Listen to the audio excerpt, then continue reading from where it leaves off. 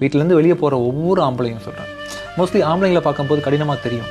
வெளியேருந்து பார்க்கும்போது அவன் என்னமோ பெரிய அப்படி போகிறான் அப்படி உங்களுக்குலாம் என்னடா நீங்கள் என்ன மாசமாக இருந்தீங்களா பெற்றீங்களா அப்படின்ற மாதிரிலாம் கேட்பாங்க. அவன் வந்து குடும்பத்தை காப்பாற்றுறதுக்காக படுற கஷ்டம் இருக்குல்ல, ஒவ்வொரு சக மனிதனும் ஒரு ஆண்மகனும் ஒவ்வொரு ரூபா சம்பாதிக்கிறது கஷ்டமா.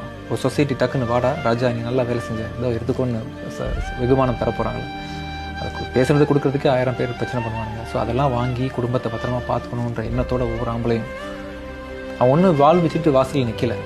அவன் ஓட்டமும் நடையுமே குடும்பத்துக்கானது. மோஸ்ட்லி 90% ஆம்பளைங்களோ பசங்களோ அம்மாக்காக வந்து கஷ்டப்படுறாங்க தான். ஆக்சுவலாக பேச்சு துணைக்கு ஆள் இல்லாமல் இருக்கலாம் சம்டைம்ஸ் வீட்டில், அதனால பசங்க மறந்துட்டாங்கன்னு பெற்றவங்களும் நினைக்க வேண்டாம். ஆக்சுவலாக அவன் ஓடுறான். காலையில் வந்து போயிருக்கான், ஈவினிங் வந்து நேரம் இல்லாமல் கை கால் பெயினோட படுத்து தூங்குறான். மறுநாள் பொண்டாட்டிக்கு பதில் சொல்கிறான். பிள்ளைங்க வந்து அப்பா கேக் வாங்கிட்டு வரலையா, அப்பா கேட்கும். ஸ்கூல் ஃபீஸ் கட்டலன்னு பொண்டாட்டி கேட்பான். அம்மா மருந்து என்னடா கண்ணில் கேட்டாக்ட் இருக்குடா சரி பண்ணுடா காசு ரெடி பண்ணிட்டான்னு கேட்பான். பண்ணிடலான்ட்டு போவான். ஆக்சுவலாக என்னடா பிள்ளை கண்டுக்க மாட்டேங்குது, நம்ம வந்து பாலூட்டி வளர்த்தோம் நம்ம நினைப்பாங்க.